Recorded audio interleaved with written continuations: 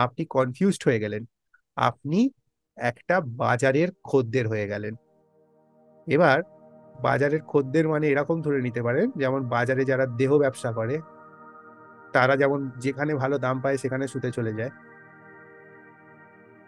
তেমন আপনার মনটাকে এমন ভাবে ডিভাইড করে দেওয়া হলো, আপনি ওই দেহ ব্যবসায়ী বলুন আর মনো ব্যবসায়ী হলেন, যে এরকমই একটা ক্যাটেগরিতে হয়ে গেলেন। এবার যে এসে বলবে আমি হলাম আসল গুরু, আমাকে ফলো করো, আপনি তার পেছনে পেছনে সুখ মেটাতে চলে যাবেন। লামাফেরার ক্ষেত্রে অনলাইন অ্যাটুনমেন্ট বাস্তব কিনা বা এটা আদৌ কাজ করে কিনা এই নিয়ে অনেকের মনে সংশয় বাস করছিল। তো তাদের জন্য আমি পরিষ্কার উত্তর এই ভিডিওর মাধ্যমে দিয়ে দিচ্ছি। পুরো ভিডিওটি মন দিয়ে দেখবেন। লামাফেরা শেখার ইচ্ছা হলে নিচের দেওয়া নাম্বারে কেবলমাত্র হোয়াটসঅ্যাপের মাধ্যমে পৃথিবীর যে কোনো দেশ থেকে যোগাযোগ করতে পারেন। ব্যাপারটা হচ্ছে অনেকের ক্ষেত্রে যে অনলাইন অ্যাটুনমেন্ট দেওয়া যায় না, লামাফেরায় কেউ ভিডিও দেয় যে অনলাইন অ্যাটুনমেন্ট দেওয়া যায় না, অফলাইনে অ্যাটুনমেন্ট দিতে হয়। এইটা একসময় আমিও 2020 সালের আগে করে আসছি, রেকির ক্ষেত্রে বলুন এর ক্ষেত্রে বলুন, দুটো কারণে করে এসেছি। কারণ 2020 সালের আগে আমি শুধুমাত্র অফলাইনই ক্লাস করাতাম, 100টা ক্লাস হলে 100টা অফলাইনই ক্লাস করাতাম, 100% অফলাইন ক্লাস ছিল তখন। তখন আমার অনলাইন সম্বন্ধে ধারণা ছিল না। আর দ্বিতীয়ত ভাবতাম যে অনলাইনের ব্যাপারটা ফেক। এর অনেক কারণ ছিল। আশপাশের যে তৎকালীন রেকি মাস্টাররা যারা অনলাইনে শিক্ষা দিচ্ছিলেন, তাদের স্টুডেন্টের অনেক ট্রাভেল হতো এবং সেগুলো রিপোর্ট হতো। সেখান থেকে আমি অনুমান করেছিলাম যে পুরো অনলাইন ব্যাপারটা ফেক, এবং তৎকালীন আমি কিছু ভিডিও বানিয়েও মানুষকে সচেতন করেছিলাম অনলাইনে রেকি অ্যাটেনমেন্ট না নেওয়ার জন্য। তারপর যখন 2020 সালে অফলাইন ক্লাসের দিকে টান পড়ে লকডাউনের জন্য, তখন আমার চেতনা হলো যে অনলাইন ক্লাস আমাকে ভাতে মারবে না, ঘরে বসে রোজগার হবে। ঠিক আছে, কিন্তু অনলাইন ক্লাসটা কি দিলে লোক কি আদৌ অ্যাটেনমেন্ট পাবে, না শুধু আমি রোজগারের ধান্দার জন্যই আমি অনলাইন ক্লাসটা করাবো? তখন আমাকে পরীক্ষামূলকভাবে আমি হোলিফায়ার শিখলাম, এবং হোলিফায়ারে যখন অ্যাটেনমেন্ট অনলাইন থেকে ডিস্টেন্সে নিজে নিলাম এবং অপরকে দিলাম, তখন আমি নিজের শরীরেও প্রভাব দেখলাম এবং সামনের ব্যক্তির শরীরেও প্রভাব দেখলাম, এবং তার হাত দিয়ে এনার্জি ফ্লো করা শুরু হলো। রেইকির ক্ষেত্রে আমি এইগুলো প্রাথমিকভাবে দেখে আমি নিজে এক্সপিরিয়েন্সড হলাম। ঠিক যেমন অনেকে বলে যে রেইকি খেতে খেয়ে মানে রেইকি করতে করতে শুরুয়াতি 21 দিন নিরামিষ আহার গ্রহণ করতে হয়, আমিষ গ্রহণ করতে নেই। আমি সেক্ষেত্রে আমি 2-3 জনের ওপর নিরামিষ খাইয়ে তাকে অ্যাটুনমেন্ট তৎক্ষণাৎ দিয়েছিলাম, খাও এখানে বসে নিরামিষ আগে খাও। আসলে ভুল করে কথাটি নিরামিষ হয়ে গেছে, ওটা আমিষ হবে। আমিষ খাইয়ে মানে মাছ মাংস, ননভেজ। তারপর অ্যাটুনমেন্ট দেওয়া হবে। যদি অ্যাটুনমেন্ট কাজ না করে, পুরো ফিজ রিফান্ড করে দেবো, প্লাস পরেও এসে অ্যাটুনমেন্ট দিয়ে যাবো পুনরায়। তখনও দেখেছিলাম অ্যাটুনমেন্ট নিরামিষ খেলো, মুরগি খেলো, কাজ করেছিল। মুরগি হয়নি সে, আমিও মুরগি হইনি। খাইয়ে তারপর অ্যাটুনমেন্ট দিয়েছিলাম তার 5 মিনিট 10 মিনিটের মধ্যে। এই নয় যে ওবেলা খেয়ে বেলা অ্যাটুনমেন্ট নিয়েছে, না, হজম হতে দিইনি, পেটে থাকতে থাকতেই করেছি। এবার ব্যাপারটা হচ্ছে যখন লামাফেরা কেউ শিখছে, তখনও তার বক্তব্য হচ্ছে অনলাইন অ্যাটুনমেন্ট হয় না। প্রথম কথা, এই আপডেটটা তাকে বুদ্ধদেব এসে দিয়ে গেছে? হ্যাঁ, তাকে বুদ্ধদেব হয়তো দেখা দেয়, কারণ কিছু স্পেশাল মানুষ থাকে পৃথিবীতে যারা মহাপুরুষদের খুব ফেভারেবল হয়, সময়ে সময়ে দেখা দেয়, হয়তো বুদ্ধদেবের স্ত্রী বা এরা এসে দেখা দিয়ে যেতে পারে। তো সেইটা নয়। এর অথেন্টিকেট কে করতে পারে? এই পদ্ধতিটার একমাত্র অথেন্টিকেট করার একমাত্র অথরিটি হলো বুদ্ধদেব, যার সময়কালীন এই বিদ্যাটি প্রচলিত ছিল। তারপরে বুদ্ধদেব তুল্য লামারা, তারপরে যদি কারো অথরিটি আসে সেটা হলো মিস্টার এস কে সাইনির অথরিটি আসতে পারে। ঠিক আছে, এবার মিস্টার এস কে সাইনি যথেষ্ট প্রতিষ্ঠিত একজন ব্যক্তি, তার ভৌত জগতে আর কিছু প্রাপ্তির নেই, তিনি এখন প্রায় মধ্যবয়সচারী, অনেক বয়সে হয়ে গেছে।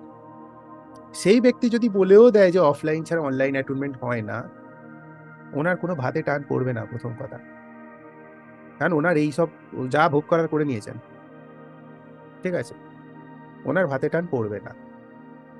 আর যদি উনি এরকম স্টেটমেন্ট দিয়ে থাকেন, যদি দিয়ে থাকেন, আমি জানি না দিয়েছেন কিনা আদৌ, এবং সেইটা শুনে যদি সামনের ব্যক্তি প্রচার করে, তাহলে তাকে এটাও দেখতে হবে যে তাকে যখন সে যখন কোনো ব্যক্তিকে ডিস্টেন্সে হিলিং করবে, তার শেখানো স্টুডেন্ট, ধরুন সে সামনাসামনি অফলাইনে কোর্স করলো, তাকে কেউ ডিস্টেন্সে হিলিং করতে বললো, সে যখন ডিস্টেন্সে হিলিং করছে, ডিস্টেন্স হিলিংটা কাজ করছে, ডিস্টেন্স অ্যাটেনমেন্ট কাজ করবে না।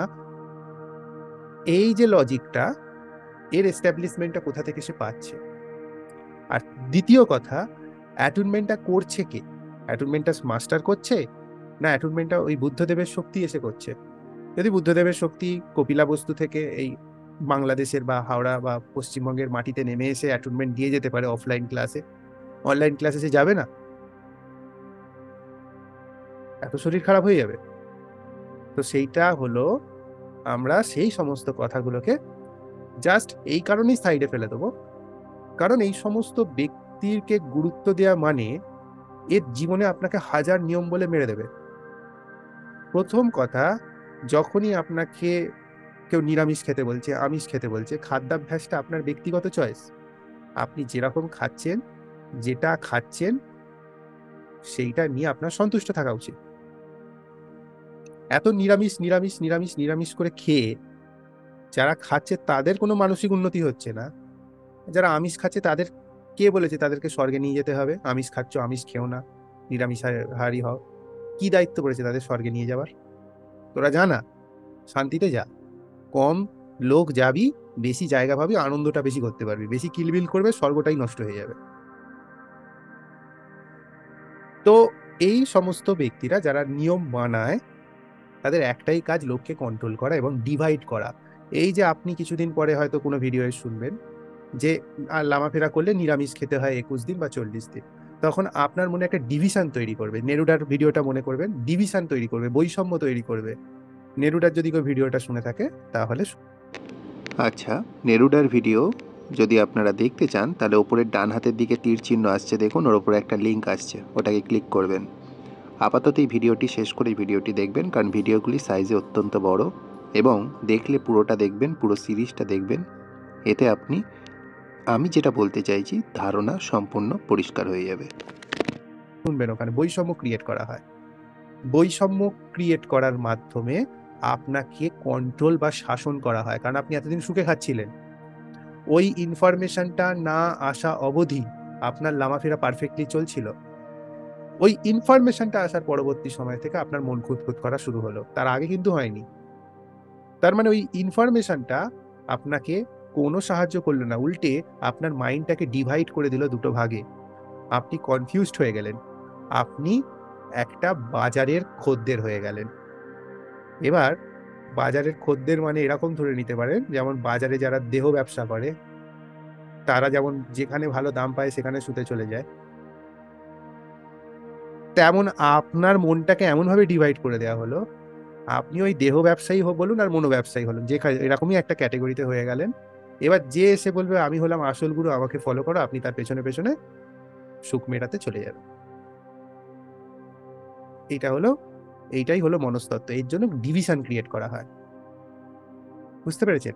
সেজন্য ধ্যানটাকে প্রমোট করে কম, ডিভিশন গুলোকে প্রমোট করা হয় বেশি, যেগুলো করলে ডিভিশন ক্রিয়েট হয়। তো লামাফেরার কোনো ডিভিশনে আমরা যাব না, আমরা স্ট্রেট ফরওয়ার্ড বিদ্যাটা গ্রহণ করার চেষ্টা করব। তো আমরা এখানে অনলাইনে অ্যাটুনমেন্ট নেব, অনলাইনে প্র্যাকটিস করব। আর এটা কোনো ব্যক্তিগত কারো বিদ্যা হতে পারে, কিন্তু ইউনিভার্সের শক্তি কারো ব্যক্তিগত নয়। যেমন করে কাজ করছে কাজ করাবো, যে যা বলে বকতে দিন, জাস্ট যখনই আসবে উড়িয়ে দিন। চ্যানেল রাখারই দরকার নেই, আনসাবস্ক্রাইব। আর নাহলে আমার চ্যানেলটাকেও আনসাবস্ক্রাইব করে দিন যদি আমার কথা না ভালো লাগে। এবার আসছি যে লামাফেরার আমরা সমস্ত প্রাথমিক এ সম্বন্ধে জানলাম। এবার লামাফেরা শব্দটার মানে জানবো।